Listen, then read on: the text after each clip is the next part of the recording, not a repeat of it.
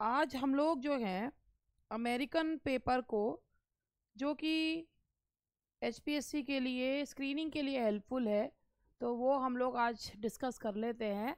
और बाकी मैंने आपसे कहा ही था कि ये वाला तो हमारा डिस्क्रिप्टिव वाला बैच है, मगर इसमें आप लोगों का मैंने कहा था एक पेपर हम लोग डिस्कस कर लेते हैं। तो इसको डिस्कस कर लेते हैं, शुरू करते हैं। और रेडी हैं आप लोग भी? तो चलिए स्टार्ट करें, है ना।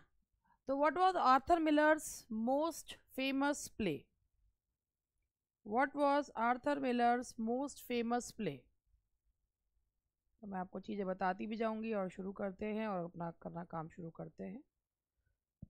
That is death of a salesman. बिल्कुल सही, डेथ ऑफ अ सेल्समैन। ठीक है जी। आर्थर मिलर का ये जो प्ले है ये बहुत ही, डेथ ऑफ अ सेल्समैन, जिसमें अमेरिकन ड्रीम के बारे में बताया गया है। अमेरिकन ड्रीम जिसका मतलब होता है everyone has the right to have those things which he wants to acquire, और वो हर एक किसी के पास जो है वो होनी चाहिए। ठीक है, तो अब हम इसके आगे बढ़ते हैं।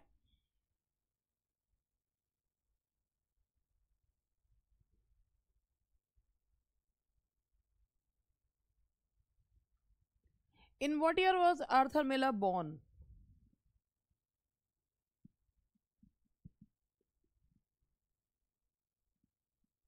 सक्सेस स्टोरी ऑफ अमेरिका पे बेस्ड है, बिल्कुल सही।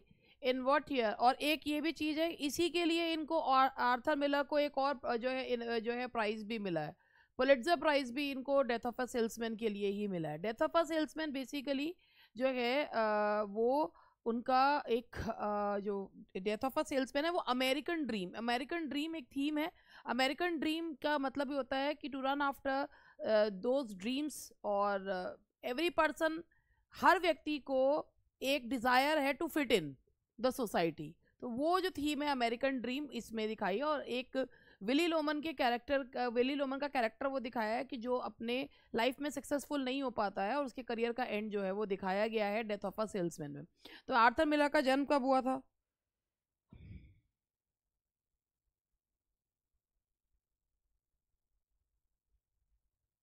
हैं?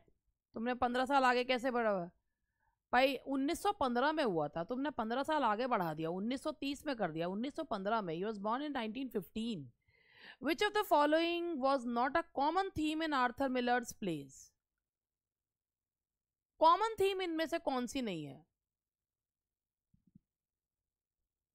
The Holocaust. अच्छा, होलोकास्ट किसे जो है वो कहते हैं? होलोकास्ट जो है वो लिटरेचर किसे कहा जाता है? विच लिटरेचर इज नोन एज जो होलोकास्ट लिटरेचर? होलोकास्ट लिटरेचर जो बेसिकली जो है दैट इज बेस्ड ऑन, जो, अगर आप लोगों ने सुना हो, जो हिटलर जो था वो ने ज्यूस पे बहुत अत्याचार करे थे। और अगर आप लोगों ने एक वर्क का नाम सुन भी रखा हो जिसका नाम है जिसका जो है डायरी ऑफ एन फ्रैंक, जिसमें होलोकास्ट के बारे में, मतलब ये एक होलोकास्ट लिटरेचर का एक वो माना जाता है। तो अगर मैं अब Holocaust diary of Anne Frank, हाँ जी, होलोकास्ट लिटरेचर जो basically it covers Nazi genocide और वर्क्स, इसमें ना होलोकास्ट लिटरेचर में आते हैं वर्क्स बाय सर्वाइवर्स। जो होलोकास्ट लिटरेचर होता है उसमें नाजी जीनोसाइड का है, वर्क्स बाय सर्वाइवर्स आता है। तो Holocaust is not the theme in Arthur Miller. और इसमें इसके अलावा जैसे मैंने बताया ना, डायरी ऑफ एन फ्रैंक जो है वो उसमें आती है, होलोकास्ट में आती है। तो वो डायरी राइटिंग, लाइफ राइटिंग जो होती है, ये सब होलोकास्ट में आती है। होलोकास्ट मतलब नाजी जीनोसाइड है। तो नाजी जीनोसाइड में जो सर्वाइवर्स के द्वारा लिखा हुआ वर्क है या लाइफ राइटिंग्स हैं, उसको बेसिकली होलोकास्ट लिटरेचर जो है वो कहा जाता है। और विमेंस होलोकास्ट राइटिंग है जिसमें हिस्ट्री, इमेजिनेशन एटसेट्रा जो है वो आता है। अच्छा ये बताइए, हु वाज आर्थर मिलर ने कितनी शादियां करी हैं, पता है आपको? How many times did Arthur Miller get married? या तो एक, किसी की एक बार नहीं होती, आर्थर मिलर की तीन तीन बार हुई हैं, है ना। आर्थर मिलर की तीन तीन वाइफ, और इनकी जो सबसे जो फेमस जो है, जो इनकी वाइफ थी 1956 से 61 तक, वो दुनिया की सबसे खूबसूरत अभिनेत्रियों में से एक थी, and that was Marilyn Monroe. Marilyn Monroe जो है वो उनकी मतलब बहुत ही खूबसूरत जो है, राइटर्स ने बिल्कुल, इन्होंने सबसे पहले शादी जो गई थी मैरी ग्रेस स्लैटरी से करी थी, फिर उसके बाद मर्लिन मुनरो से करी, बहुत लंबे समय तक ये शादी नहीं रही, 56 to 61, और उसके बाद उन्होंने तीसरी शादी इनगे मॉरिस से जो है वो करी थी 1962 से, वो सबसे लंबी शादी उनकी टिकी। तो मर्लिन मुनरो जो कि दुनिया की सबसे खूबसूरत एक्ट्रेसेस में से एक है। Which of the following is not a play written by Arthur Miller, इनमें से कौन सा प्ले जो है आर्थर मिलर के द्वारा नहीं लिखा गया? ए, ग्लास मेनेजरी जो है टेनेसी विलियम्स का प्ले है, the answer is A. Which of the following is not a play written by Arthur Miller, इनमें से कौन सा play Arthur, yes, a Streetcar Named Desire, ये भी टेनेसी विलियम्स का है। What was the name of Arthur Miller's first successful play, पहला successful play कौन सा था उनका? What was the name of Arthur Miller's first successful play? That is All My Sons, All My sons.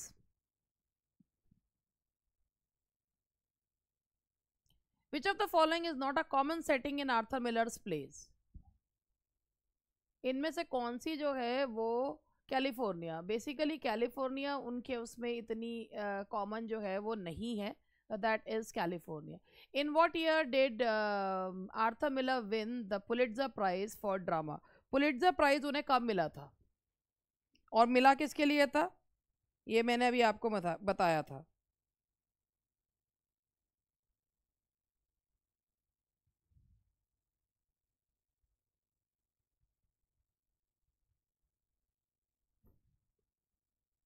हाँ, death of a salesman के लिए मिला था, कब मिला था? 1949, 1949, 1949 में मिला था death of a salesman. Which of the following actresses did not play the role of Willy Loman's wife Linda in the production of Death of a Salesman? ये कुछ ऐसी ऑफ द वे क्वेश्चंस हैं, तो इसमें मैं आपको ये बता देती हूँ, जेसिका एलिजाबेथ फ्रेंज और लिंडा लेविन ये सारी की सारी एक्ट्रेसेस हैं। ये जो बी दिख रहा है ना आपको, ली जे कॉब, इसने विली लोमन का रोल निभाया था। इसने विली लोम, ये जो एक्टर था इसने विली लोमन का जो है रोल निभाया था, तो इसका आंसर है B. What was the name of Arthur Miller's second wife? Arthur Miller की सेकेंड वाइफ का क्या नाम है? That's Merlin Monroe. Merlin Monroe is the name of Arthur Miller's second wife. ये तो इनकी थर्ड वाइफ है, ये जो इनगे मॉरत है ये थर्ड वाइफ है, और ये जो जॉन कॉपलैंड है ये उनकी सिस्टर थी। Which of the following is not a common symbol in Arthur Miller's plays? कौन सा इसमें कॉमन सिंबल नहीं है? Which that is color red. Red colour इतना कॉमन सिंबल नहीं है। What was the name of the character played by Marlon Brando in the original production of A Streetcar Named Desire, and which was written by Tennessee Williams but directed by Elia Kazan, who also directed some of Arthur Miller's play? जो Marlon Brando ने एक role निभाया था, तो इसका ये भी एक ऑफ द वे क्वेश्चन है, वैसे तो ये बेकार सा ही क्वेश्चन है मगर फिर भी।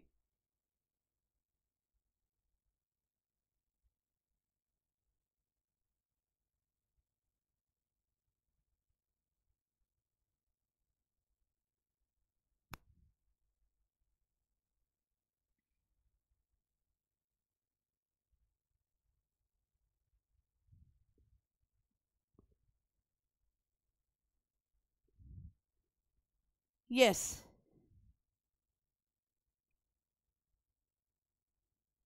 हाँ जी। What was the name of the character played by Marlon Brando in the original production of Streetcar Named Desire? ठीक है, कोई बात नहीं, ये तो वैसे भी ऐसे ही क्वेश्चंस हैं, कई ऐसे ही मतलब ये ले लिए गए हैं, और फिर भी कोशिश कर लो, तुक्का तो मार लो।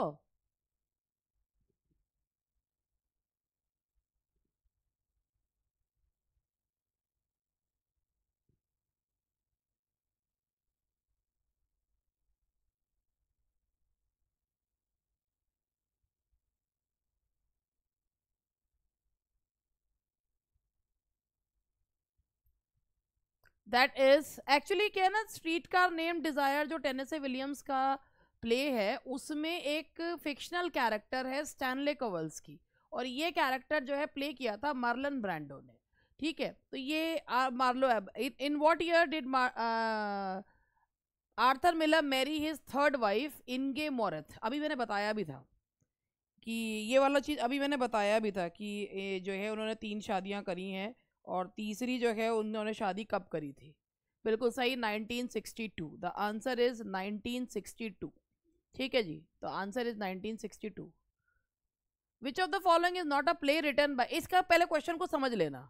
इस क्वेश्चन का मीनिंग ये है कि इनमें से कौन सा प्ले ऐसा है जो लिखा तो आर्थर मिलर ने लेकिन जिसने टोनी अवार्ड नहीं जीता, ये है इस क्वेश्चन का मतलब। क्वेश्चन की भाषा ज़्यादा अच्छी नहीं है। विच ऑफ द फॉलोइंग, तो इसमें कौन सा जो है नहीं। अब मैं आपको इसमें बताऊंगी, इनमें सारे प्लेस ने जीता है सारे प्लेस को टोनी अवार्ड मिला है। तो ये जो है ये इसमें से कोई भी वो नहीं कर सकते कि टोनी अवार्ड जो है इनके ऐसा नहीं है कि व्यू फ्रॉम द ब्रिज को भी मिला है, क्रूशिबल को भी मिला है, तो टोनी अवार्ड जो है वो मिला है भाई। तो ये क्वेश्चंस कई बार कैसे होते हैं, ये वेग क्वेश्चन हो जाते हैं, ये ना वेग क्वेश्चन हो जाते हैं। और इसके लिए ऑल माई सन्स के लिए तो इन्हें 2 टोनी अवार्ड्स मिले थे, ठीक है, और क्रूशिबल के लिए भी मिला है, डेथ ऑफ अ सेल्समैन के लिए भी मिला है। तो ये जो है ना, ये तो कोई सा भी नहीं है ऐसा कि जिसके लिए उनको ना मिला हो, सबके लिए ही उनको जो है वो मिला है। तो भैया ऐसे जो क्वेश्चन होते हैं वो थोड़े से गड़बड़ हो जाते हैं, और इसलिए। और पता है आपको एक और भी चीज़ बताती हूँ, अगर आप कहीं पे देखोगे तो आपको ये ऐसा मिलेगा कि हाँ भाई इनमें से शायद जहां से ये क्वेश्चन मैंने लिया उसमें क्रूशिबल लिखा हुआ था, जबकि क्रूशिबल को तो मिला है टोनी अवार्ड, क्रूशिबल को तो टोनी अवार्ड मिला है, ऑल माई सन्स को मिला, डेथ ऑफ अ सेल्समैन को मिला, क्रूशिबल को मिला, a view from the bridge को, सबको टोनी अवार्ड्स मिले हैं। तो ये क्वेश्चन वेग क्वेश्चन एफ हो गया ये तो question. What was the name of, अच्छा ये क्वेश्चन देखो, ये क्वेश्चन भी वेग क्वेश्चन है, क्योंकि ये क्वेश्चन बस केवल तुम्हें इतना जानना, ये नीचे का ये छोड़ दो। What was the name of Arthur Miller son in law? Arthur Miller के सन इन लॉ का नाम था Daniel Day Lewis. Arthur Miller के जो दामाद था उनका नाम था डेनियल डे लिविस, जो है उनका नाम था। आर्थर मिलर का एक बेटा भी था डेनियल नाम का, जिसे डाउन सिंड्रोम था, ठीक है। और आर्थर मिलर ने कहते हैं कि अपनी संपत्ति में उसके लिए कुछ भी नहीं छोड़ा था, अपने दामाद के कहने पर उन्होंने अपने जो ये बेटा था जिसको मतलब जिससे वो बात मिलते भी जुलते भी नहीं थे, डाउन सिंड्रोम था, उससे मिलना जुलना शुरू करा था। तो आर्थर मिलर का जो है दामाद का नाम है Daniel Day Lewis. Which of the following is not a play written by that was adapted into a play? इसमें पूछा गया इनमें से कौन सा प्ले कभी जिसपे मूवी नहीं बनी, जिसपे मूवी नहीं बनी।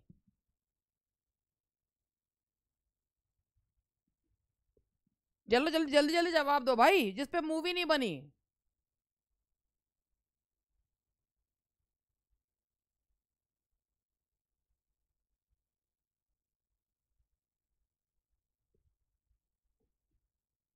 That is after the fall. After the fall इस पे टीवी सीरीज बनी है मगर मूवी नहीं बनी, after the fall. Which of the following is not a common character type in Arthur Miller's plays? इनमें से कौन सा कॉमन कैरेक्टरिस्टिक नहीं है आर्थर मिलर के हीरोज का? ट्रैजिक हीरो भी होता है, स्ट्रगलिंग आर्टिस्ट भी होता है, रूथलेस बिजनेसमैन नहीं होते। तो ये है आपका, इसका आंसर है सी, रूथलेस बिजनेसमैन नहीं होते हैं, रूथलेस बिजनेसमैन नहीं होते आर्थर मिलर के प्लेज में। What was the name of the play that Arthur Miller wrote about the Salem witch trial? Salem witch trials पे जो इनका एक प्ले लिखा गया है उसका नाम क्या? बहुत ही फेमस प्ले है and that is the Crucible. Salem witch trials पे लिखा गया है, द क्रूशिबल इनका वो प्ले है जो सेलेम विच ट्रायल्स पे लिखा हुआ है। मैकार्थी की पॉलिसीज के आगे आर्थर मिलर को भी कहा गया था कि वो बता दें कि कौन कौन से लोग जो हैं उसके अगेंस्ट हैं, मगर उन्होंने नहीं बताया था। तो ये जो है सेलेम विच ट्रायल का जो बहुत ही फेमस प्ले है वो है the Crucible. Which of the following is not a theme explored in Arthur millers play the price? Arthur Miller का जो प्ले है द प्राइस, उसमें कौन सी थीम इसमें देखने को नहीं मिलती? द प्राइस जो कि इनका आर्थर मिलर का प्ले है, बहुत ही मतलब एक अच्छा प्ले है। तो कोशिश करिएगा कि बस तुक्का ही मारें, क्योंकि पहले थोड़ा सा मैं प्राइस के बारे में भी आपको बता देती हूँ। The price by Arthur Miller, ये एक 2 एक्ट प्ले है। सबसे पहली बात, ये एक 2 एक्ट प्ले है, ठीक है जी। और ये जो है 1967 में लिखा गया था। और अगर हम इस प्ले के बारे में बात करें, ये मिलर ने ये कहा था कि he wrote this play as a response to the Vietnam war. और ये एक वियतनाम वॉर के लिए लिखा गया था। अब मैं आपको इसमें बताऊं, इसमें अमेरिकन ड्रीम भी है, द डेंजर्स ऑफ कन्फर्मिटी भी है, the corrupting influence of power भी है। द प्राइस में जो है आपको देखने को जो मिलेगा, द अमेरिकन ड्रीम भी है, द डेंजर्स ऑफ कन्फर्मिटी भी है, और the corrupting influence of power भी है। लेकिन इसमें एक चीज नहीं है, सिबलिंग राइवलरी। सिबलिंग राइवलरी आपको मिलेगा डेथ ऑफ अ सेल्समैन में, ठीक है। सिबलिंग राइवलरी इसमें नहीं है।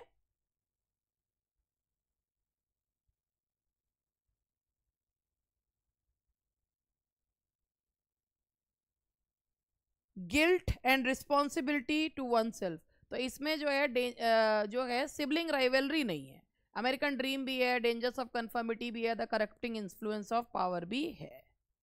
सिबलिंग राइवलरी इसमें नहीं है। What was the name of Arthur millers autobiography which was published in 1987?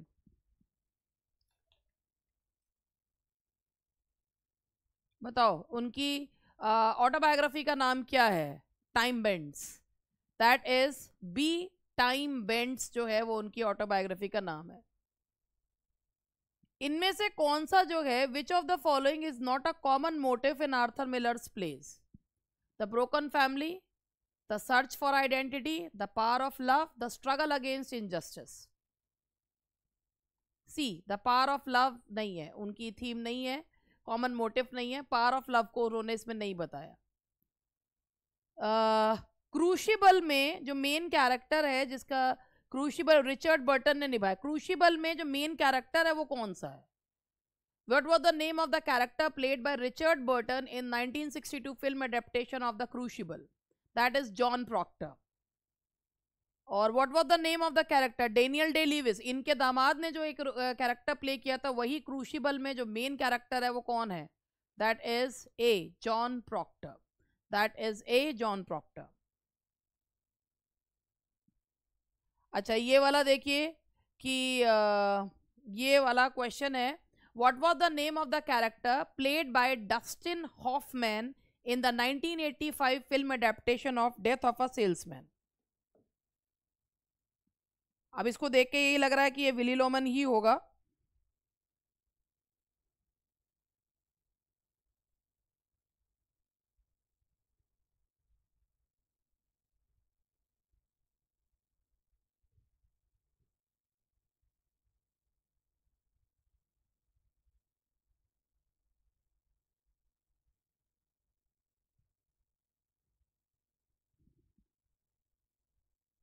देखो भाई,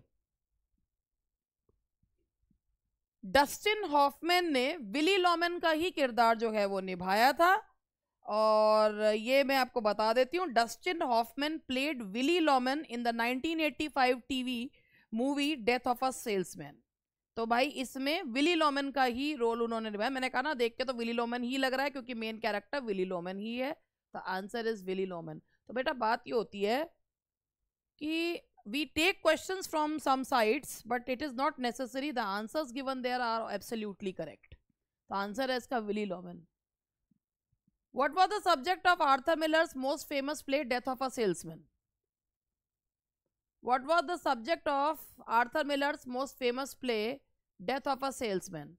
A struggling writer, a family of farmers, a salesman facing the end of his career. हाँ जी, एक सेल्समैन है जो अपने करियर को कोशिश कर रहा है, अपने करियर को बढ़ाने की, मगर उसका करियर का स्ट्रगलिंग राइटर नहीं, राइटर तो इसमें है ही नहीं, बिजनेसमैन है, एक सेल्समैन है।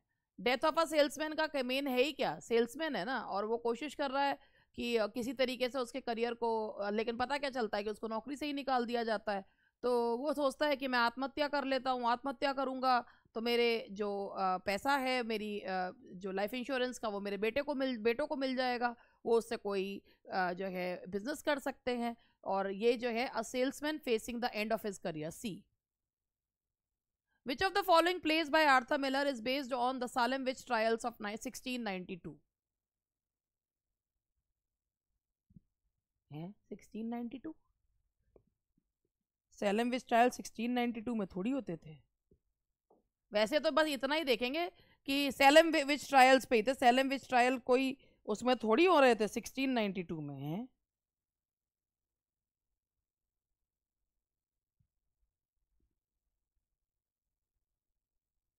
नहीं 1692 और 1693 के ही है। The क्रूशिबल, what was Arthur Miller's first successful play which one the Pulitzer, मतलब इनमें से कौन से प्ले ने उनको पुलिट्जर प्राइज जिताया था 1940? पुलिट्जर प्राइज अब वो है आपका, पुलिट्जर प्राइज उनको मिला था डेथ ऑफ अ सेल्समैन के लिए। Which of the following events from Arthur Miller's personal life influenced his play the prize?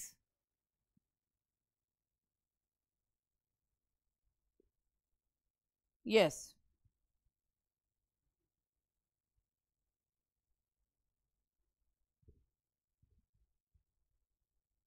The price.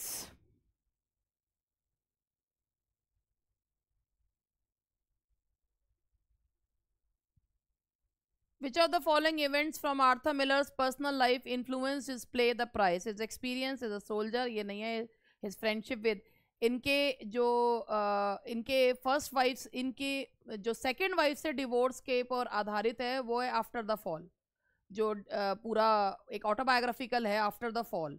और ये है his father's bankruptcy during the Great Depression. Which of the following awards did Arthur Miller not win during his career? Pulitzer Prize, Tony Award, Nobel Prize, Academy Award. देख लो भाई,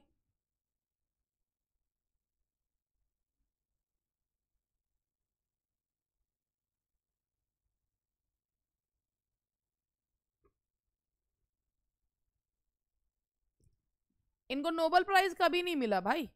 Pulitzer prize भी मिला है, Tony award भी मिला है और बाकी सब मिले हैं, नोबल प्राइज नहीं मिला इनको। He did not receive Nobel Prize in literature. Which of the following plays by Arthur Miller is set in Brooklyn neighborhood and focuses on themes of betrayal and masculinity? बस आप ये Brooklyn neighbourhood, Brooklyn neighbourhood में कौन सा play जो है वो इनका है, and that is be a view from the bridge. इनमें से कौन सी जो एक्ट्रेस है वाज नॉट मैरिड? तो इनमें से कौन सी, मतलब ये कहना चाहिए कि इनमें से कौन सी जो एक्ट्रेस है वो इनसे मैरिड नहीं थी? तो भैया इनमें से ये तो दो है, सी और डी दोनों ही हैं इनकी। जॉन क्रॉफोर्ड और रेबेका मिलर की से इनकी शादी जो है वो नहीं हुई थी इनकी। भाई ये अगर हम इनके वाइफ्स के बारे में बात करें तो भाई मैंने आपको तीन ही तो शादियां हुई हैं इनकी, है ना? आर्थर मिलर की 3 ही तो शादी हुई हैं।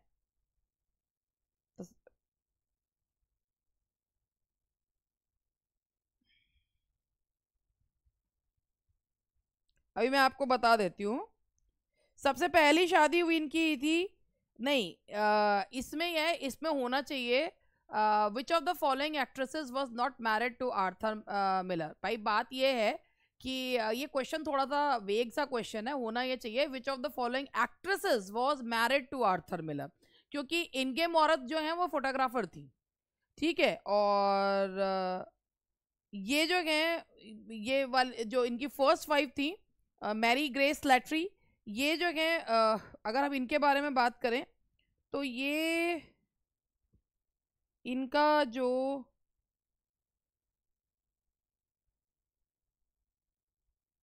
ये भी एक्ट्रेस के उसमें नहीं थी, तो इनमें क्वेश्चन ये होना चाहिए which of the following actress was married to, not की जगह वाज मैरिड टू होना चाहिए। तो एक्ट्रेस तो मर्लिन मुनरो थी भाई। ये तो जो है ये एक फोटोग्राफर थी, इनके औरत जो है फोटोग्राफर थी।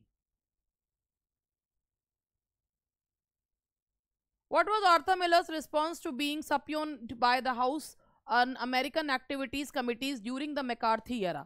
ये क्वेश्चन मैंने अभी आपको बता देती हूँ। इसका मतलब ये है कि जब उनको ये बुलाया गया था मैकार्थी एरा के दौरान कि तुम बता दो कौन कौन से लोग जो हैं मैकार्थियन पॉलिसीज के अगेंस्ट हैं, तो उन्होंने क्या किया था। और अभी मैंने बताया उन्होंने, आर्थर मिलर ने क्या किया था। He refuse to testify, he named several of his colleagues, he fled to Europe, he cooperated with the committee and provided them with names of alleged communists. A, he refuse to testify, उन्होंने किसी के भी खिलाफ गवाही देने से मना कर दिया था.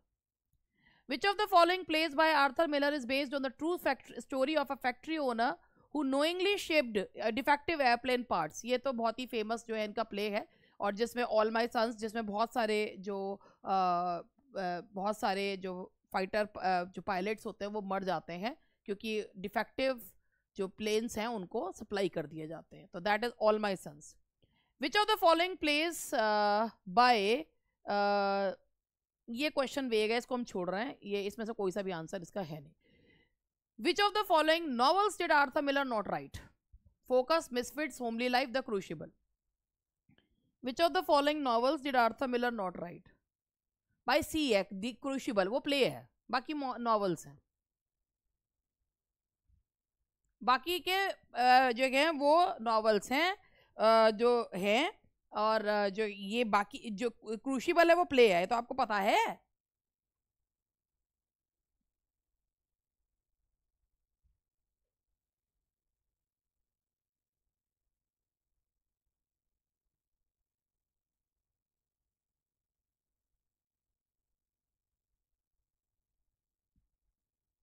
ठीक है, क्रूशिबल इज अ प्ले.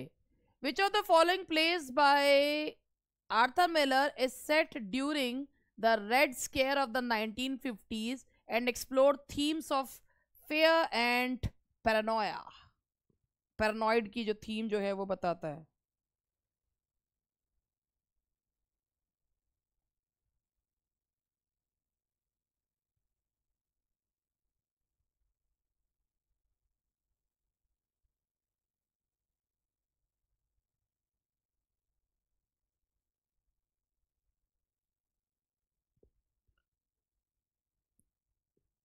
हाँ जी. Which of the following plays by Arthur Miller is set during the Red Scare of the 19 explore themes of? नहीं, ये है Incident and Vichy. Incident and Vichy. That is Incident and Vichy. ठीक है. अच्छा भैया, Arthur Miller की death कब हुई थी? When did Arthur Miller die? 2005. इसमें कोई भी ऑप्शन सही नहीं है. 2003 दे रखा है, 2010 दे रखा है, 2015 दे रखा है, 2018 है, जबकि उनकी डेथ हुई थी 2005 में. आर्थर मिलर की डेथ हुई थी. He died on 10th Feb 2005. ठीक है. Now the next question is, which of the following awards did Arthur Miller win for his play a view from the bridge? कौन सा अवार्ड जो है वो उन्हें मिला था? तो ये है उनको जो मिला था, that was Tony award for the best play. Tony award. Which of the following plays by Arthur Miller is set in police station in Vichy, France during World War II and explore themes of guilt and complicity? वो देख के पता चल रहा है. That is Incident at Vichy. What was Arthur Miller's occupation before he became a playwright? That is salesman. ठीक है जी. Which of the following plays by Arthur Miller is set during the Great Depression and centers or themes of the American dream and social responsibility? D. Death of a salesman. Which of the following actresses played the lead role in the film adaptation of Arthur Miller's The Misfits? Misfits में who was the main actress? Misfits की जो Misfits किसके साथ इन्होंने करा था?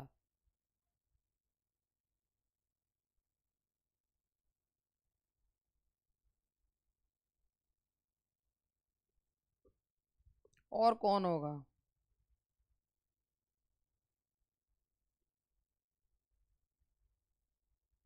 दुनिया की बहुत सारी खूबसूरत औरतों में से एक हो सकती हैं. 1961 का जो है ये वर्क है,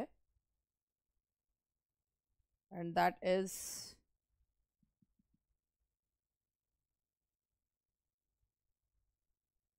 और पता आपको ये ना मिसफिट्स जो है, मर्लिन मोनरो की डेथ भी बहुत जल्दी हो गई थी. It is called one of the final, wife ही थी इनकी, उनका मर्लिन मोनरो का फाइनल वर्क जो है, final movie of screen legends कहा जाता है मर्लिन मोनरो का. मिसफिट्स फाइनल वर्क्स जो है, कितनी खूबसूरत सी थी मर्लिन मोनरो, तो उनका जो है ये फाइनल वर्क्स में से एक कहा जाता है. Which of the following characters from A Death of a Salesman is the protagonist? Protagonist कौन है भाई? विली लोमन, ठीक है। Which of the following pledge of Arthur Miller is set during the aftermath of the Holocaust and explore themes of trauma and memory. जो aftermath of the Holocaust को बता रहा है वो वही जो है, होलोकास्ट का मतलब होता है जीनोसाइड जो बताई गई है, and that is incident at Vichy, ठीक है। अब हम लोग जो आगे बढ़ेंगे, यहाँ तक था।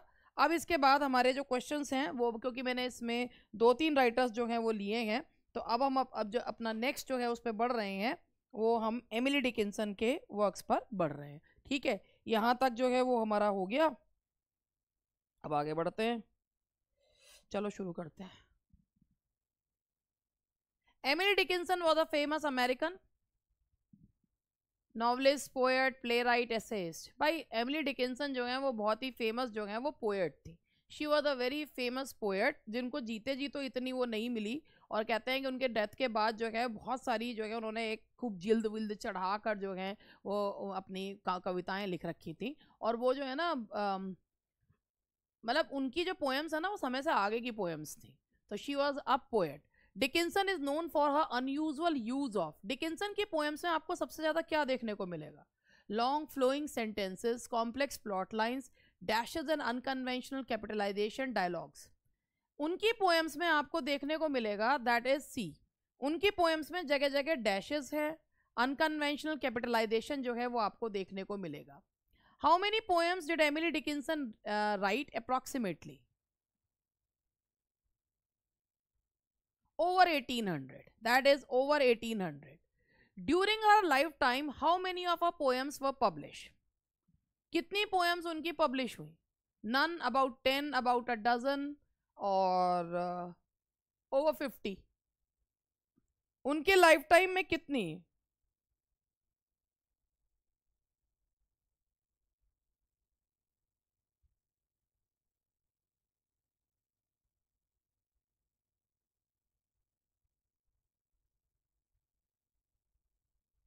हाँ जी, तुक्का, नन।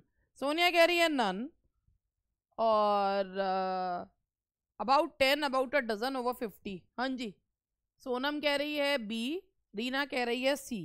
मैं किसको मानूं? एक डी भी कोई बोल दो भाई, एक कोई, उसको ही क्यों छोड़ो, डी भी बोल दो कोई, क्या फर्क पड़ रहा है? 10, अबाउट 10, अबाउट अ डजन नहीं, अबाउट अ 10, 10 पोएम्स कल पब्लिश हुए। हाँ जी, 10 poem. Emily Dickinson lived most of her life in A, Massachusetts. Which theme is prevalent in Dickinson's poetry? Urban development, death and immortality, political satire, technological advancement. भाई Emily Dickinson की poems में अगर आप I am wife और ये कोई भी poem पढ़ोगे तो उसमें डेथ एंड इमोर्टेलिटी है, तो answer is B. Dickinson's poetry is characterized by rhymed quatrains, slant rhyme and irregular meter, and extended metaphors, epic storytelling. भाई slant rhyme and irregular metre है, लंबे लंबे डैश लिए हैं, कैपिटलाइजेशन है, the answer is B, slant rhyme. नहीं, rhymed quatrains उन्होंने use नहीं करे, स्लांट राइम। स्लांट राइम समझते हो किसे कहते हैं? जो तुक्का मारा है ये, स्लांट राइम का मतलब पता है तुम्हें? पहले ये बता दो, ना पता हो तो मैं बता दूंगी, नहीं तो बता दो मुझे। है स्लांट राइम, स्लांट राइम का मतलब होता है कि एक जो वर्ड्स होते हैं वो सिमिलर, जब आप लिखते हैं ना तो सिमिलर जो है, कोई भी जब कुछ जो ऐसे स्ट्रक्चर्स ऑफ वर्ड्स जो सिमिलर साउंड्स तो शेयर करते हैं बट परफेक्ट राइम नहीं बनाते, उन्हें स्लांट राइम्स जो हैं वो कहते हैं। और जैसे इसका एग्जांपल मैं आपको बताती हूँ, जैसे मैंने बोला वेक एंड वेट, बिल्कुल सही है, वेट। अरे ये तो मैं तो मजाक में कह रही हूँ, अगर मेरा मजाक बुरा लग रहा हो तो I am sorry for that, मैंने ऐसी कोई वो बात नहीं करी, मैं मेरा तो मजाक में कहा था, मेरा कोई इसका मतलब ये नहीं है कि आप वो लगाए लगाएं। आई एम सॉरी अगर आपको हर्ट हुआ हो और अगर मेरे किसी मजाक से आपको बुरा लगा हो, मेरा तो सिर्फ ये कहने का मतलब था कि भाई जो यहाँ पर है वो लोगों कर लें। स्लांट राइम मैं आपको बता देती हूँ, जिसमें सेम जो है वो वर्ड्स होते हैं, सेम वर्ड्स होते हैं, लेकिन जो होता है सेम वर्ड्स हैं बट परफेक्ट राइम नहीं होती, बट नो परफेक्ट राइम। तो जैसे ये है, यहाँ पर हमने लिखा वेक एंड वेट, तो देखने में लग रहा है कि ये देखो सेम लग रहे हैं, वेक है और वेट है, लेकिन इनमें परफेक्ट राइमिंग नहीं है, ठीक है। तो इसीलिए जो है ये हो गया आपका slant rhyme and irregular metre, this is we call, तो ये इसका आंसर है। आगे बढ़ते हैं। Emily Dickinson style of writing includes, Emily Dickinson style of writing includes extensive use of onomatopoeia.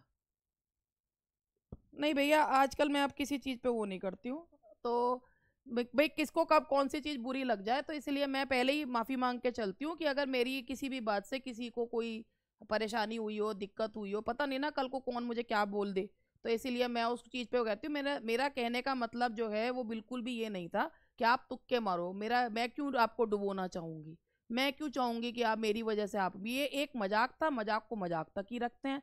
शायद आपको मेरी बात बुरी लग गई तो इसलिए मैंने माफ़ी मांग ली, ठीक है। Emily Dickinson style of writing includes extensive use of onomatopoeia, short lines and concise language, detailed character development, complex dialogues. बताइए, इसका आंसर डी नहीं है, कॉम्प्लेक्स डायलॉग्स नहीं है, इसका है बी, शॉर्ट लाइन्स, छोटी लाइन्स एंड कंसाइज लैंग्वेज। बहुत ही स्पष्ट जो है, मतलब कम शब्दों में ज्यादा बात को कहना। Which of the following is a notable feature of Dickinson's personal life? She traveled extensively. She was reclusive in her later years. She was a prominent public speaker. She held political office. वो अब जिंदगी भर अकेली ही रही. She was reclusive in her later years. Dickinson often wrote about which personal experience? Her experience at sea, her time spent abroad, nature and gardens, her university years. किसके बारे में उन्होंने ज्यादातर बात जो है वो करी है? दैट इज, एक बात मुझे बताओ, बेसिकली जो इंसान अधिकतर घर पे रहेगा तो वो बोले बात किसके बारे में करेगा? नेचर एंड गार्डन्स के बारे में। What is unique about the publication of many of Dickens' poems posthumously? What is unique about the publication of many of Dickinson's poems posthumously? They were all published anonymously. They were heavily edited to fit conventional standards. They were translated into multiple languages. They were all lost and later recovered. इसका answer है B. उन्हें बहुत ज़्यादा उनको edit करा गया कि वो कन्वर्सेशनल स्टाइल में जो है कन्वेंशनल वो मैंने आपको एक चीज़ बताई थी, एमिली डिकिंसन जो पोएम्स लिखा करती थी वो उनकी समय से आगे की पोएम्स थी। तो उनकी डेथ के बाद जब उन पोएम्स को जो है एडिट करा गया, वो बहुत ज़्यादा एडिट इसलिए करा गया जिससे कि वो फिट इन हो जाए। अगर फिट इन नहीं होंगी तो लोग पढ़ेंगे ही नहीं। वो एवॉनगार्ड टाइप्स पोएम थी, तो इसीलिए उन पोएम्स को बहुत ज़्यादा एडिट करा गया जिससे कि वो जो उस समय का स्टाइल है उसमें वो फिट हो जाए। तो the answer is B. Which figure was a significant influence on Dickinson's works? बताओ किसका था? मोस्टली इन्हीं का, जैसे एजरा पाउंड का बहुत ज्यादा लोगों पर असर था। Ralph Waldo Emerson, Ralph Waldo Emerson, Emerson का बहुत ज्यादा उन पर इम्पैक्ट देखने को मिलता है। Emily Dickinson's writing can be described as, Emily Dickinson's writing can be described as, Emily Dickinson की पोएम्स को अगर हम बात करें तो they are intensely personal and introspective, they are intensely personal and introspective. Which of the following best describes Dickinson's poetic themes?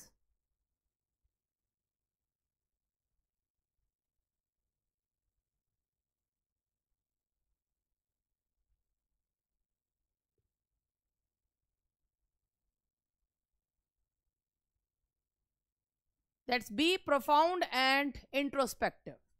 Yes, that is profound and introspective. Dickinson's work was not widely recognized during her lifetime because Dickinson के work को ज्यादा recognise नहीं किया गया। क्यों?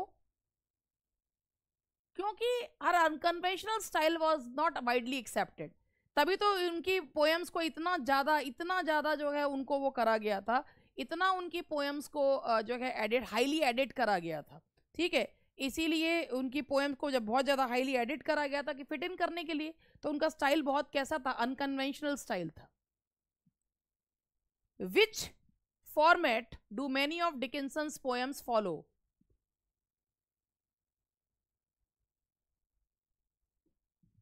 Ballad stanza ना, free verse नहीं है, बैलेड स्टैंजा. उसमें ballad stanza.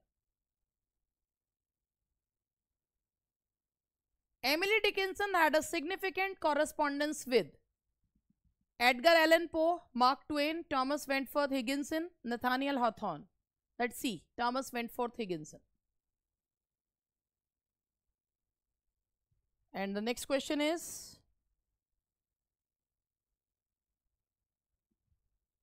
what aspect of Emily Dickinson's poetry has drawn significant scholarly interest? Her use of classical allusions, her detailed descriptions, her exploration of themes like death and faith. Basically उनके हर poem में जो theme हुआ करती थी, वो exploration of themes like death and faith जो है वो हुआ करती थी. The answer is C. Dickinson's letters are valuable for understanding her. Dickinson's letter are valuable for understanding legal opinions, artistic theories, thoughts and writing process, political views. See, thoughts and writing process. What distinguishes many of Dickinson's manuscripts? They are written in invisible ink, they are illuminated, they feature extensive use of dashes, they are written in a foreign language. वो देख पे पता चल रहा है कि क्या होगा. And that is, उनका तरीका था बहुत सारा डैश. डैश का मतलब ये होता है कि आप अपने विचारों को जो है वो डैश अधूरा छोड़ते हैं, तो जब बात को पूरा नहीं करते हैं तो उसको जो है आपको पंचुएशन में डैश कहाँ लगाते हैं पता है ना, जब एकदम से थॉट चेंज करते हैं. पंचुएशन में जब हम लगाते हैं तो थॉट चेंज करने में लगाया जाता है. Dickinson's poem because I could not step for death illustrates her unique perspective on. अब किसके बारे में बताएगा? Dickinson's poem because I couldn't stop for death, that is death के बारे में. What personal challenge did Dickinson face throughout her life? Health issues. पूरी जिंदगी उन्हें हेल्थ इश्यूज रहे. कौन सी सेंचुरी में एमिली डिकिंसन के वर्क्स जो हैं वो पब्लिश हुए? 17th, 18th, 19th या 20th? That is 19th century. Dickinson's poetic output is notable for its minimalistic style, its focus on external landscapes, the volume of work produced, its emphasis on dialogues.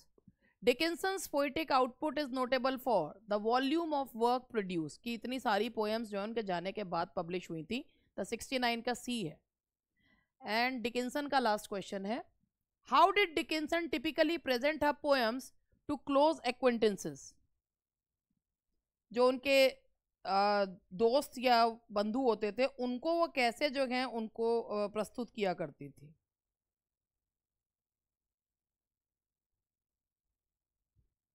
That is in letters and private hand sewn. अब एक और चीज मैं आप लोगों को Emily Dickinson के बारे में, इनकी एक बहुत ही फेमस पोएम है जो आप सबने पढ़ रखी होगी, कभी ना कभी जरूर पढ़ी होगी, and that is success is sweetest countess. ये वाली आप लोगों ने पोएम इनकी जरूर पढ़ी होगी. पढ़ी है? Success is countess sweetest. तो मैं आप लोगों को थोड़ा सा इस और भी क्वेश्चंस जो हैं वो पूछ लेती हूँ. सबसे पहले मैं आप लोगों से पूछना चाहूंगी कि Emily Dickinson belong to which century? To which century does Emily Dickinson belong? 18th, 19th to 20th? That is 19th. She belongs to 19th century. Now the next question is,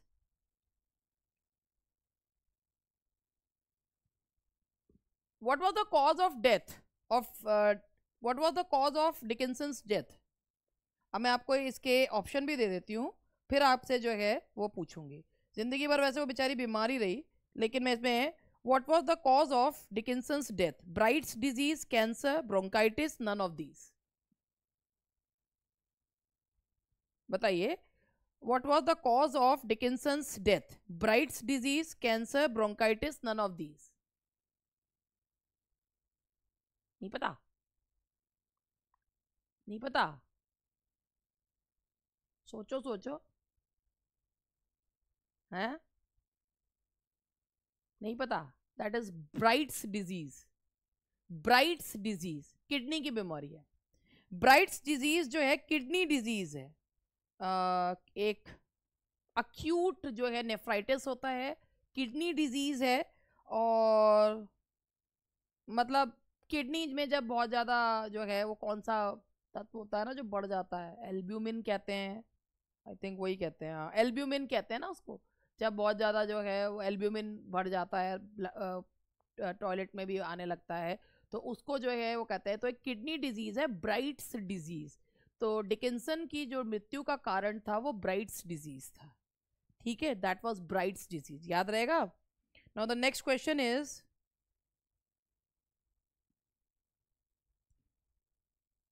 who burned Dickinson's most of her correspondence after her death? Emily Dickinson, Sylvia Plath, Lavinia Dickinson, none of these. Who burned Dickinson's most of her correspondence after her death? Emily Dickinson, वो कैसे जला लेंगी? Sylvia Plath, Lavinia Dickinson, none of these. C, that is C, Lavinia Dickinson ने उनके correspondence को जला दिया था, वो उनकी बहन थी लेविनिया डिकिंसन। आपको पता है, मैं आपको एक छोटा सा इनके बारे में बताती हूँ। जब एमिली डिकिंसन की डेथ हो गई, शी डाइड इन May 15, 1886। जब उनकी डेथ हो गई ना, तो उनके मरने के बाद 40 नोटबुक्स मिली, 40 नोटबुक्स और कुछ लूज शीट्स मिली। तो उनको ना बहुत कस के बांध रखा था। और जब लेविनिया ने उन पोएम्स, उन बुक्स को पढ़ा, तो जो है वो इतनी अच्छी पोएम्स थी कि she could not control herself and she went for the publication of that those books. मगर उन्होंने कह दिया कि जो एडिटर थे उन्होंने बोला नहीं, ये बुक्स पब्लिश नहीं हो सकती हैं क्योंकि ये कन्वेंशनल स्टाइल में नहीं लिखी गई हैं। दैट इज़ वाई उसको बहुत जो है एडिट करना पड़ा उन पर। लगभग 40 बुक्स मिली थी जो हैंड स्यून थी। और इनके जो बायोग्राफर हैं जिन्होंने इनके बारे में लिखा है, उसका नाम है Alfred, that is Alfred Habegger. Alfred Habegger जो है वो इनके बायोग्राफर हैं। और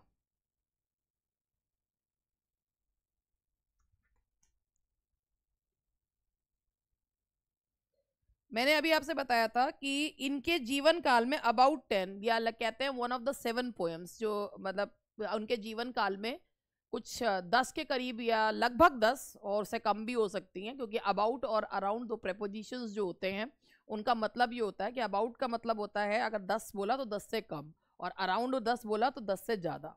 ठीक है, तो दोनों प्रेपोजिशंस होते हैं। और अबाउट 10 मतलब उनके जीवन काल में, जो उनके जीवन काल में पब्लिश होने वाली एक पोएम है जिसका नाम है सक्सेस इज काउंटेड स्वीटेस्ट।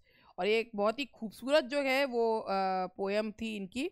और मैं आपसे सिर्फ एक ये पूछना चाहूँगी कि how many lines are there in success is counted sweetest? 12 lines, 16 lines, 20 lines, 24 lines?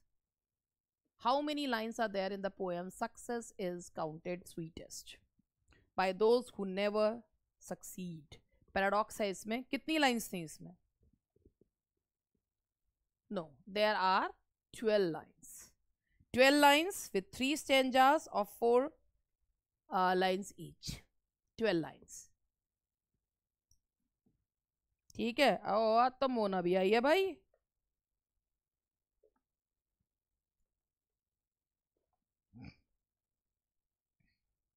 चलिए अब हम इससे आगे के क्वेश्चंस जो हैं वो करेंगे।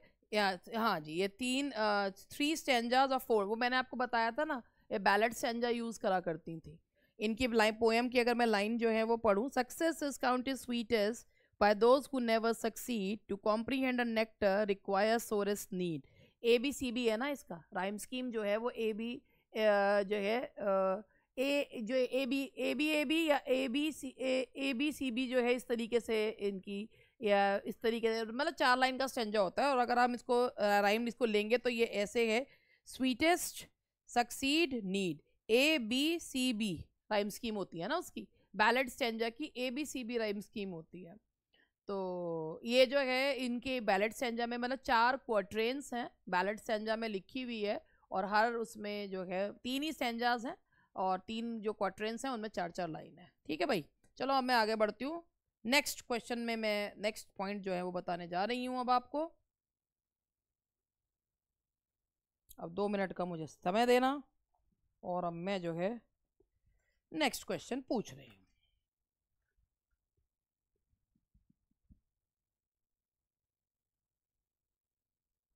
चलो, question number 71। When did Hemingway receive the Nobel Prize for Literature? 1952, 1954, 1956 या 1958? And the answer is 1954। किस वर्क के लिए उनको जो है वो मिला था, जो नोबेल प्राइज मिला था? For which work did Hemingway receive the Nobel prize? The old man and the sea. अच्छा ये बताइए, old man and the sea में हेमिंगवे ने एक हीरो प्रस्तुत किया था, उस हीरो की क्या खासियत है?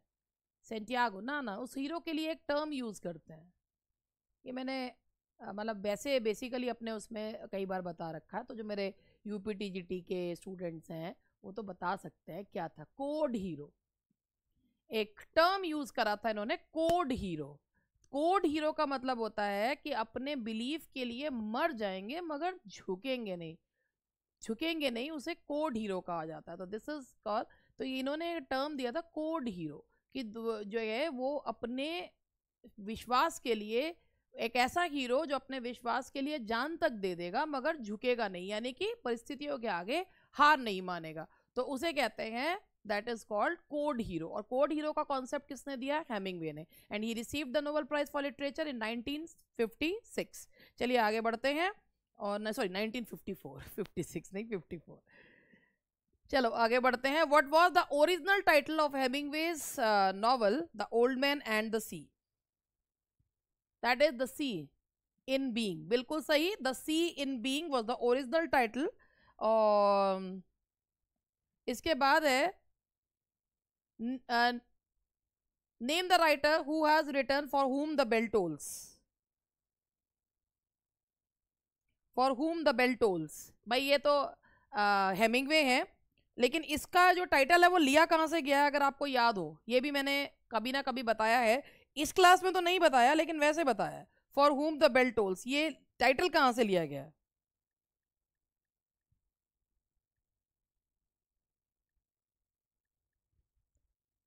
Yes, John done.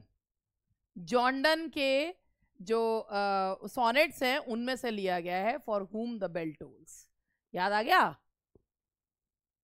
ग्रे की एलिजी।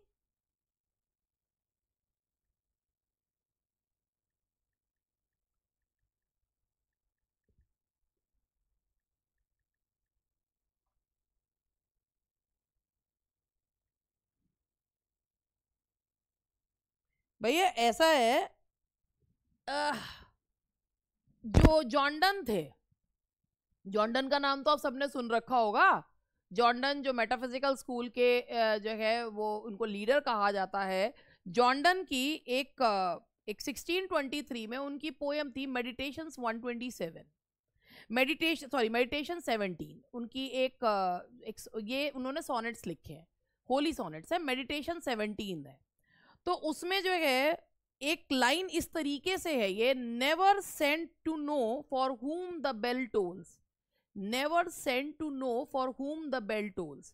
तो ये जो टाइटल है for whom the bell tolls, ये जॉन डन के सोनेट जिसे मेडिटेशन 17 कहा जाता है, वहां से ये टाइटल लिया गया है।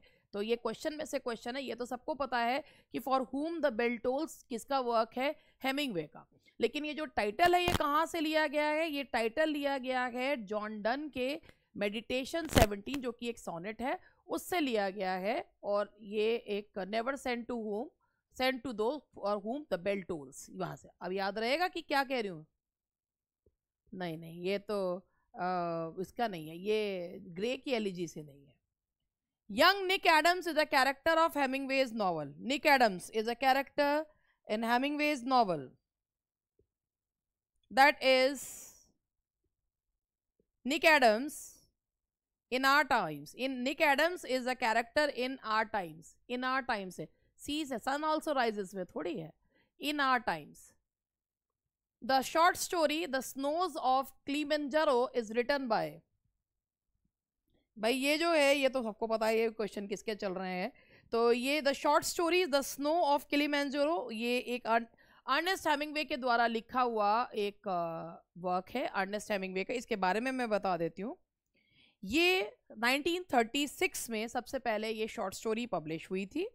इसका जो प्रोटैगनिस्ट है उसका नाम है हैरी, ठीक है। उसका हैरी एक इसका प्रोटैगनिस्ट का नाम है, जो अपनी वाइफ के साथ सफारी में अफ्रीका जाता है और वहाँ पर जो है उसको एक कांटा चुभ जाने की वजह से उसको जो है एक इन्फेक्शन हो जाता है और जो है उस इन्फेक्शन की वजह से धीरे धीरे वो मौत की तरफ बढ़ने लगता है।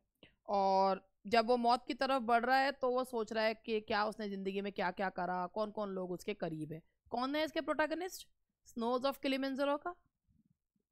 What is the name of the protagonist? Harry. कहाँ जाता है अपने एडवेंचर के लिए? एडवेंचर के लिए कहाँ जाता है?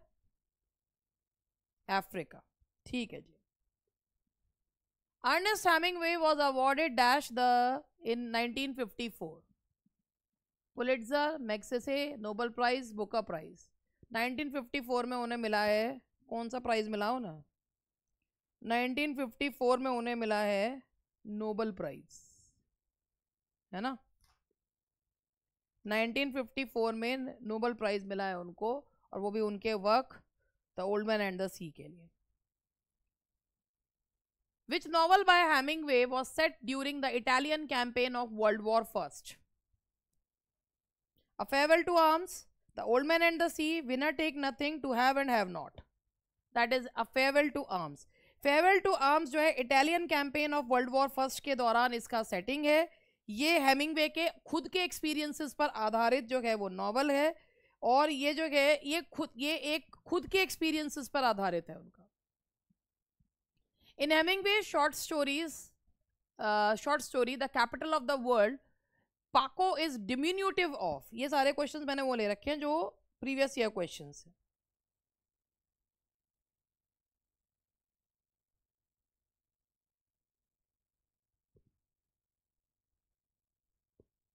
Paco is diminutive of। अच्छा, इस क्वेश्चन का मतलब क्या है?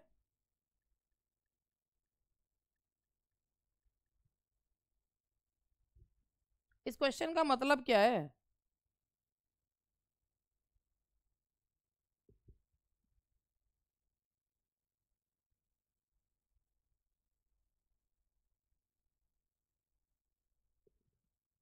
है बहुत किसी चीज का कोई छोटा सा स्वरूप दिखाना। डिम्यूनिटिव मतलब होता है किसी का बहुत छोटा स्वरूप दिखाना। तो कैपिटल ऑफ द वर्ल्ड में फ्रांसिस्को का ये एक छोटा स्वरूप दिखाया गया है। अच्छा, ये बताइए, the line a man can be destroyed but not defeated appears in. A man can be destroyed but not defeated, ये ओल्ड मैन एंड द सी की लाइन है। कोड हीरो का कॉन्सेप्ट इन्होंने इसमें दिया है। कोड हीरो का कॉन्सेप्ट, और जो है कौन, क्या नाम है old man and the sea के मेन कैरेक्टर प्रोटैगनिस्ट का नाम क्या है? सेंटियागो, ठीक है जी। Which civil war forms the basis of Ernest Hemingway's novel for whom the bell tolls? Which civil war for whom the bell tools नहीं है, ये टोल्स है। तो that is which for whom the bell tolls, that is the Spanish Civil War, that is the Spanish Civil War। अच्छा, अब ये बताइए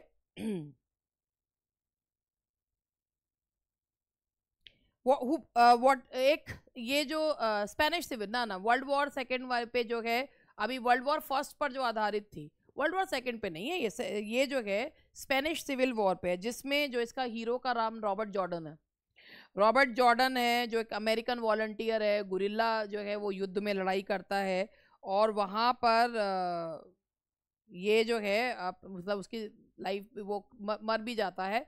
for whom the bell tolls, तो ये स्पेनिश सिविल वॉर पर रॉबर्ट जॉर्डन, इसका जो हीरो है वो रॉबर्ट जॉर्डन है, for whom the bell tolls.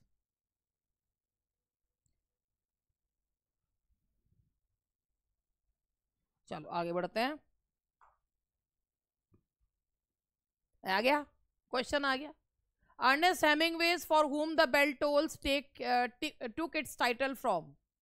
John Donne's, अभी बताया था मैंने, जो है मेडिटेशन 17 है, John Donne's devotions upon emergent occasions meditation 7। ये प्रीवियस, मतलब ये एग्जाम से पूछे गए क्वेश्चंस हैं ये इसीलिए, और ये वैसे तो आरपीएससी में पूछा गया था। हाँ, तू पता नहीं क्या कर रही है। Which work of Hemingway was called the Bible of lost generation? Bible of lost generation उनके कौन से वर्क को कहा जाता है? अच्छा, लॉस्ट जनरेशन आप समझते हैं लॉस्ट जनरेशन किसे कहते हैं? ये सब तो आप पढ़ भी रहे होंगे। लॉस्ट जनरेशन किसे कहते हैं? गर्टरूड स्टीन ने ये नाम दिया था। Which work of Hemingway was called the Bible of Lost Generation? And that is The Sun Also Rises. The Sun Also Rises. अच्छा, ये बताइए कि लॉस्ट जनरेशन जो है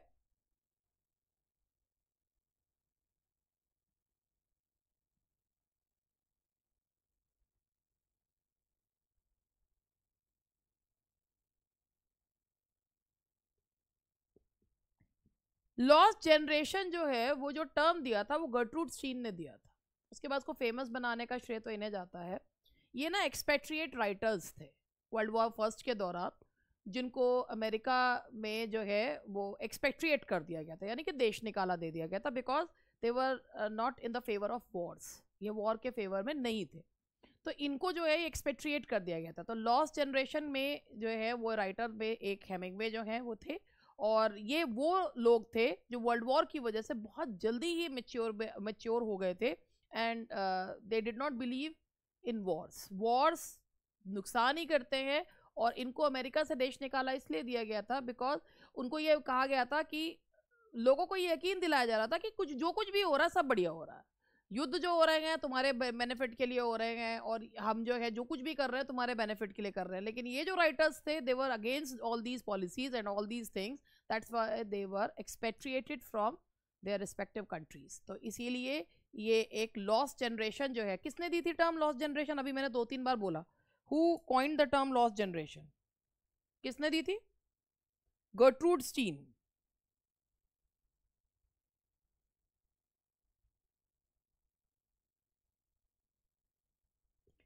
And Hemingway made it famous.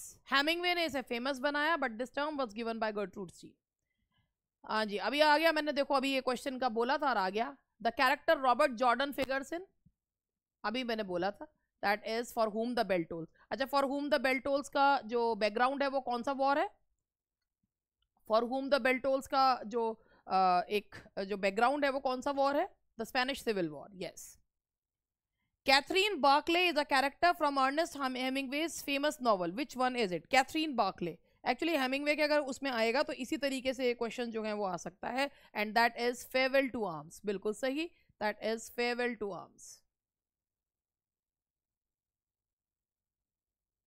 Hemingway's Men at War is, Hemingway's Men at War is a collection of short stories. Men at War is a collection of short stories. This is a collection of, Men at War is a collection of short stories. ऐसे नहीं है, a collection of short stories. ये सब तो ना भूल रही है तू। Which work was left incomplete because of Hemingway's sudden death? Hemingway की मृत्यु की वजह से कौन सा वर्क जो है वो अब बीच में छोड़ दिया गया था? Which work was left incomplete because of Hemingway's sudden death? That was Garden of Eden. That is Garden of Eden. That is the Garden of Eden. Hemingway, आपको do you know how Hemingway was मतलब Hemingway की मृत्यु कैसे हुई थी? How Hemingway died? Gunshot. और यही work था जिस पे वो काम कर रहे थे, उसके बाद उन्होंने जो है अपने आप को मतलब शॉर्ट कर लिया था। Count Greff is a character in Hemingway's. Count Greff is a character in Hemingway's. Count Greff. That is a Farewell to Arms. यहां तक हो गए? इसका मतलब मुझे भाई अभी तक कितने क्वेश्चन तुम्हारे, लगभग कितने क्वेश्चन ठीक हो रहे हैं? देखो मैं ये नहीं कह रही, जो आलतू फालतू के क्वेश्चन थे वो आर्थर मिलर के, वो तो तुम रहने दो, कोई बात नहीं है, लेकिन फिर भी मैं आप लोगों से एक चीज ये पूछना चाहूंगी कि मैं फिर भी एक बार आर्थर मिलर का जो टॉपिक है वो ले लूंगी, ठीक है।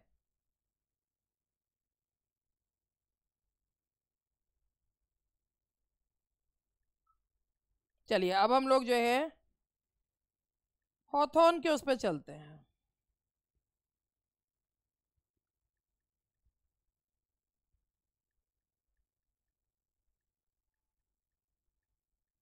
बस 2 मिनट का टाइम देना मुझे। 60-70%, कोई बात नहीं। चलो ये तो अभी मैंने नेथानियल हॉथॉर्न पे तो पूरा लिया था, ये टॉपिक लिया था, तो मुझे लगता है ये वाला तो तुम आराम से कर लोगे। तो ये वाला मुझे बता दो। Which was Nathaniel Hawthorne's first novel which he thought was not equal to the standard of his later works? Fanshawe, बिल्कुल सही जवाब, दैट इज फैनशॉ। देखो ये होता है पढ़ाने का फायदा कि चीजें पता रहती हैं। आर्थर मिलर पे इसीलिए मैं आपको ना एक आर्थर मिलर पे कुछ लोगों को तैयार करके करवाती हूँ, आर्थर मिलर पे भी, ठीक है। तो Fanshawe, that is Fanshawe. The house of the seven gables was written by Nathaniel Hawthorne, published in 1845, 49, 40, 51। दो पढ़े हुए के दे मोना ने अभी इसको जो है, हाँ भी ये कब आया था?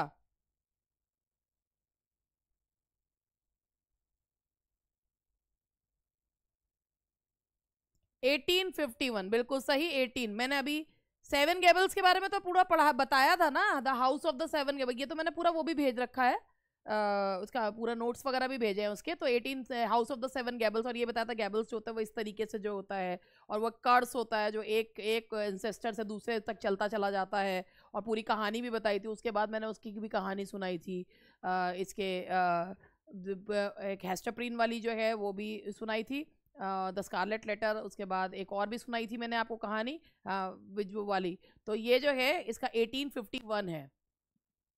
माई kinsman and young goodman Brown are the short stories by. और एक मैंने अभी वो बताया था, एक वो उसके बारे में बताया था, ये एक जो ब्लैक का वेल पहनने वाला था, जो ब्लैक वेल पहनने वाला था वो मिनिस्टर जो था वो कौन से वाले वर्क में रहता था, जो ब्लैक वेल पहनने वाला मिनिस्टर था, नाम क्या था पूरा उसका? ये तो हेमिंगवे ने लिखा है। Who wrote the short story Major Molineux? ये ना आपको क्या करना है कि इनको चीजों को देखकर, जैसे कि ये याद रखना भाई, अभी तो आपको पता है कि ये जो है वो हाथान के वर्क्स को हम डिस्कस कर रहे हैं, लेकिन वैसे आपको ये याद रखना है कि मेजर मोलिनेक्स जो है वो किसने लिखा है? हॉथॉर्न ने लिखा है। And the last question for today is, who appointed Hawthorne as the surveyor of the Boston custom house?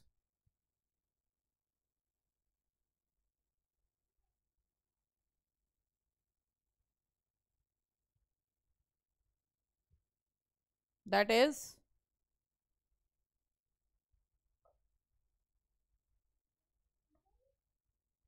James Polk, 11th American president from 1845 to 1849. James Polk, 11th American president. He was the 11th American president. James Polk. ठीक है जी। और जो मैंने आपको बताया था the ministers black well जो है वो मैंने आपको शॉर्ट स्टोरी बताई थी। मैंने आपको एक चीज़ बताई थी कि एक हमने जब पढ़ रहे थे तो हम लोग ने हॉथॉर्न के बारे में एक चीज़ डिस्कस करी थी कि हॉथॉर्न ने जो है वो, जब हमने बताया कि मैंने बताया था कि ये तो बाद में आया था स्कारलेट लेटर वाला, जो शॉर्ट स्टोरी थी वो पहले आई थी, जिसमें उन्होंने जो एक जो सिन और गिल्ट की जो थीम थी वो पहले ली थी, वो थी ministers black well. Ministers black well में उन्होंने जो लिया था, और मिनिस्टर्स ब्लैक वेल जो है वो 1836 में आई थी, जो शॉर्ट स्टोरी थी, और जिसमें एक मिनिस्टर जो है वो काले रंग का वेल पहने रहता है और अपना गिल्ट जो है वो छिपाने के लिए। तो मैंने बताया था कि गिल्ट को छिपाने का, गिल्ट को कि जो है वो किस में आया था, शॉर्ट स्टोरी में जो है वो पहले उनके उसमें आया था। ठीक है, तो ये थे। और अगर अब इनके वर्क से संबंधित कुछ क्वेश्चन पूछूं तो वो भी पूछ लेती हूँ। Hawthorne's works belong to, yes बिल्कुल सही mister Hooper, Hawthorne's work belong to romanticism, dark romanticism, both of these, medievalism. Hawthorne के वर्क किस चीज को बिलोंग करते हैं? दोनों ही है, रोमांटिसिज्म और डार्क रोमांटिसिज्म दोनों ही है उनके में। वैसे डार्क रोमांटिसिज्म ज़्यादा है। स्कारलेट लेटर कौन से ईयर में आया था? 1848, 49, 50, 51. In which year the Scarlet Letter got published? 1850. 1850. 1851 में तो हाउस ऑफ सेवन गेबल्स आया था. 1850. The letter A is a patch of cloth dash in color. Letter A का कलर क्या था? वो तो जिस नाम पे नॉवल है उसी नाम पे है, स्कारलेट. स्कारलेट, स्कारलेट कलर था. स्कारलेट कलर आप लोगों को पता है ना. स्कारलेट लेटर तभी तो बोलते हैं उसे. रेड और ब्लैक का जो कॉम्बिनेशन, वो डार्क मरून शेड जो होता है ना, वो होता है. जो डार्क मरून शेड नहीं होता, रेड और ब्लैक का जो कॉम्बिनेशन होता है उसको कहते हैं. तो जो मरून शेड होता है उसको वो जो खून जैसा रंग होता है. What does the letter A signify? What does the letter A signify? Adulterer, monk, traitor, thief, adulteress. That is adulteress.